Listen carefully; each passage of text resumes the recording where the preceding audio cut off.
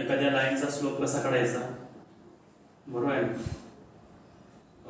कसा काढायचा स्लोप आपण, slope m is equal to y2 minus y1 divided by x2 minus x1. या formula आपला कुठल्याही लाईनचा ठिकाणी काय करता येते, या ठिकाणी स्लोप काढता येते. आता समजा एखादी रेषा आहे. आता पाठीमागच्या आपण पहिल्या टॉपिक मध्ये पाहिलं होतं linear equation in two variables. त्या ठिकाणी तुमच्याकडे इक्वेशन होते, तुम्ही लाईन काढला होता.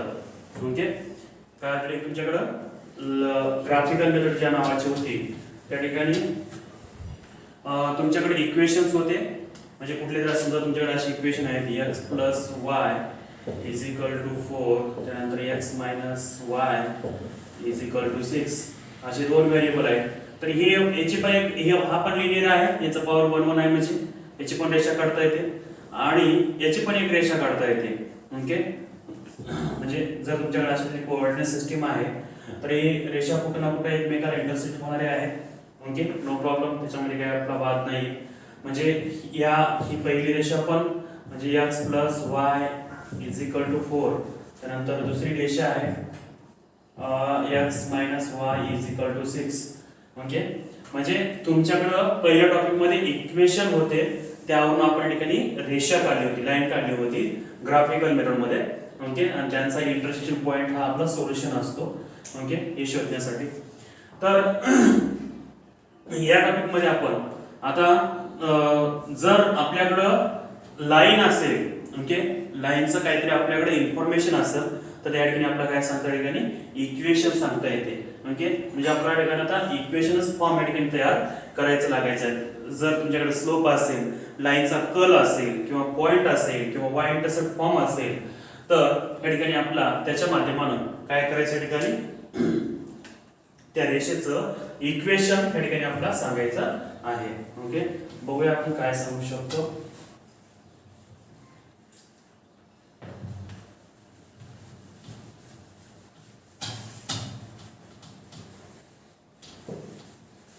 तर आता या ठिकाणी आपण एकंदरीत लाईनची इक्वेशन या ठिकाणी आपल्याला पाहायचे वेगवेगळ्या पॉइंट मध्ये फॉर्म मध्ये आणि स्लोपचा यूज करून. Okay,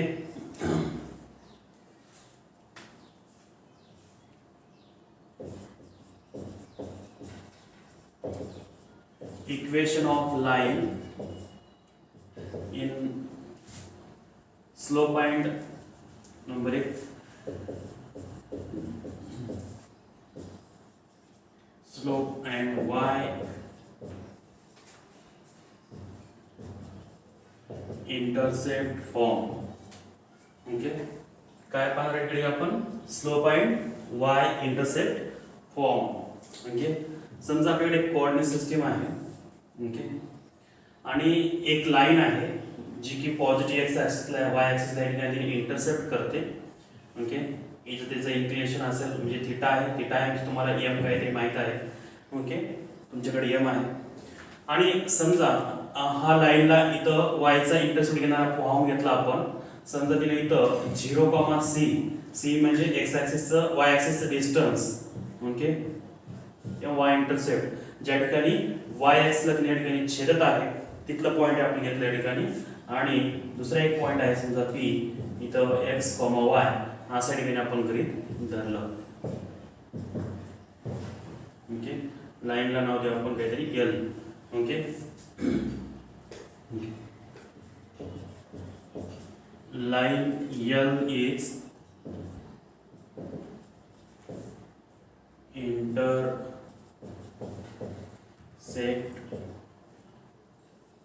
to the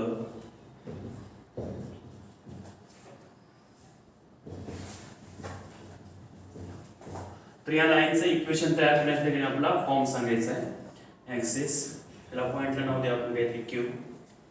okay, Q. Okay, let slope of line L is m.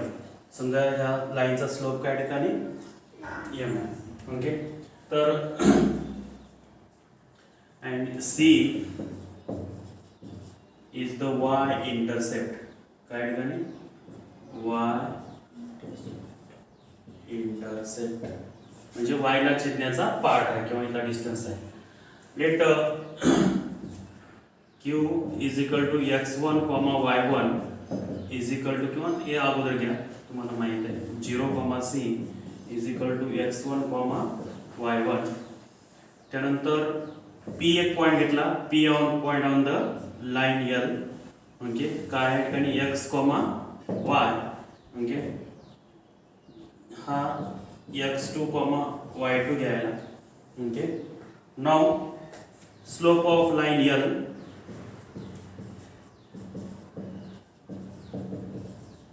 काय देऊ y2 minus y1 divide by x2 minus x1. इकडे आपण m न दाखवणार आहोत. स्लोप कशाने दाखवणार आपण इकडे m न दाखवणार. इथे येऊन ठेवलं आपण slope of the line is m पकडणार आपण एवढ्या याच्या ऐवजी.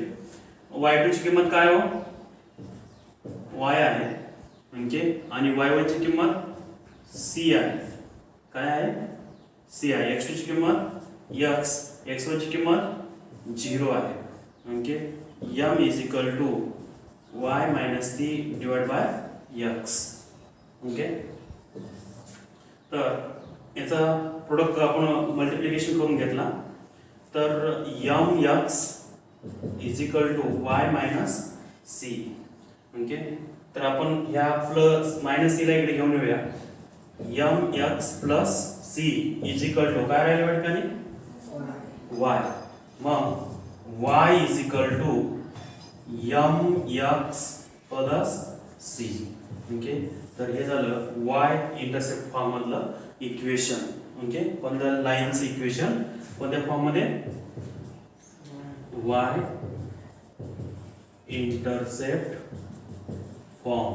ओके, तर या ठिकाणी x आणि y तर कोऑर्डिनेट आहे तुम्हाला माहित आहे. ह्याच्यामध्ये m is the slope of line,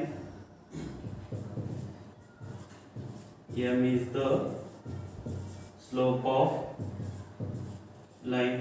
Okay, and c is the y intercept. c is the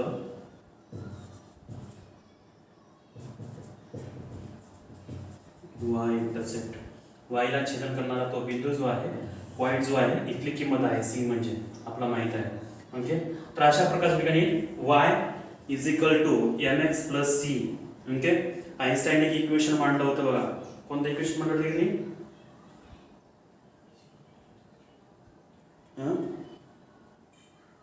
कोणतं मांडलं होतं? v is equal to mc square. Okay, the equation between the relation between mass and velocity. Okay, of an body. Okay, एखाद्या वस्तूचं काय ठिकाणी त्याचा मास आणि त्याची वेलोसिटी यांचं रिलेशन दाखवणारं पहिले इक्वेशन या ठिकाणी आइन्स्टाईनने मांडलं. ओके, म्हणून या ठिकाणी आपला पृथ्वी सोडून चंद्रावर, मंगळावर, सूर्यावर नाही. ओके, चंद्रावर, मंगळावर, बुधावर, गुरुवावर, शुक्रावर जाणं शक्य झालं. ओके, कारण का त्याचं रिलेशन आपलं मास काय आणि वेलोसिटी काय आणि डिस्टन्स कसं कव्हर करायचं याचं रिलेशन दाखवणारं इक्वेशन तुम्ही शिकला असाल 9th स्टँडर्ड 10th स्टँडर्ड मध्ये. ओके, त्यानं हे आपल्या ह्या इक्वेशनचा यूज करून तो इक्वेशन त्या ठिकाणी मांडलेला आहे. कोणता? y is equal to mx plus c याच्या रिलेशन मधून तो इक्वेशन त्या ठिकाणी डिराइव्ह केलेला आहे. ओके, तर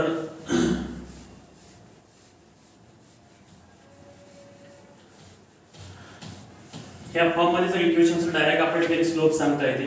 ओके, समजा एखादी इक्वेशन आहे तुमच्याकडं 2x plus 4y is equal to 5 असं काहीतरी इक्वेशन आहे समजा. तर आपल्या ठिकाणी ह्या फॉर्म मध्ये इक्वेशन आहे y च्या फॉर्म मध्ये. तर आपण काय करणार या ठिकाणी 4y is equal to minus 2x plus 5. हा प्लस 2x इकडे जाऊन काय झालं ठिकाणी मायनस झाला. ओके, त्यानंतर y is equal to हा 4 याच्या भागाकारात जाईल. Okay, minus 2x divided by 4 plus 5 divided by 4. Okay, simplest form करून घ्या. बे 1 जा बे, बे 2 जा 4 minus 1 by 2 x plus 5 by 4. आता कंपेअर करा तुमच्या इक्वेशन सोबत. काय तुमचं equation compare to the y is equal to mx plus c. Okay, आणि असं सांगा m ची व्हॅल्यू सांगायची डायरेक्ट. m काय येते -1/2. ओके, आणि c काय येतो 5/4. ओके, तर या ठिकाणी हा जरा डायरेक्ट स्लोप कुठलाच फॉर्म्युला हा आपला फॉर्म्युला न वापरता y2 - y1 divide by x2 - x1. Okay, हे फॉर्म्युला न वापरता आपल्याला त्या लाईनचा स्लोप सांगता येते. ओके, बरोबर आहे, डायरेक्ट स्लोप येऊन जातो त्या इक्वेशन मध्येच. त्या इक्वेशनला काहीच करायची आवश्यकता या ठिकाणी आपला नाहीये. जर तुमच्याकडे इक्वेशन असेल टू व्हेरिएबलचं तर डायरेक्टच त्याला काय करून घ्या, y = mx + c ह्या रूपामध्ये लिहून घ्या. c म्हणजे इथला y इंटरसेप्ट, म्हणजे ज्या ठिकाणी रेषा तुमची y ऍक्सिसला छेदते तिथला बिंदू म्हणजे c असतो. and m म्हणजे the slope of this line, म्हणजे त्या लाईनचा स्लोप आहे, चढ उतार आपण जे काय म्हणतो तर ते आहे. तर डायरेक्टच किंवा हे दोन गोष्टी दिल्या असतील तर तुम्हाला इक्वेशन फॉर्म करता येते. ओके, किंवा इक्वेशन असेल तर या दोन गोष्टी तुम्हाला काढता येते. त्या लाईनचा स्लोप हे काढता येते आणि त्या लाईनचा y इंटरसेप्ट फॉर्म पण या ठिकाणी काढता येतो. म्हणून आपल्याला या ठिकाणी महत्त्वपूर्ण इक्वेशन तयार झाल्या ठिकाणी y = mx + c. ओके, तर याच्यावरती आपला इक्वेशन बी तयार करता येतात आणि सगळ्याच गोष्टी या ठिकाणी आपला फॉर्म करता येतात. No problem. ओके, तर एकच इक्वेशन आपण ठिकाणी लाईनचं पाहिलंय. अजून 2-3 इक्वेशन आहेत आपल्या लाईनची वेगवेगळ्या माध्यमानं, डबल इंटरसेप्ट फॉर्म, ओके, किंवा सिंगल इंटरसेप्ट फॉर्म, त्यानंतर असे वेगवेगळे इक्वेशन ठिकाणी आपला लाईनचे पाहायचे आहेत. आज फक्त आपण एकच पाहिले, कोणतं की एखादी रेषा अशी असेल की जी y ला इंटरसेप्ट करते आणि त्याच्यातला आपला y चा कोऑर्डिनेट ठिकाणी माहित आहे, त्याच्यावरचा कुठला एक पॉइंट माहित असेल तर त्या रेषेच्या ठिकाणी आपलं इक्वेशन सांगता येते. ते पण स्लोप माहित असेल तर, म्हणजे स्लोप पॉइंट फॉर्म असं या ठिकाणी इक्वेशनला म्हणतात. ओके, y इंटरसेप्ट फॉर्म मध्ये. तर थोडक्यात हे इक्वेशन पाहिलं, याच्यावरचा होमवर्क आपण नंतर करूया. ओके, तर इक्वेशन ध्यानात ठेवा. या इक्वेशन मध्ये y = mx + c.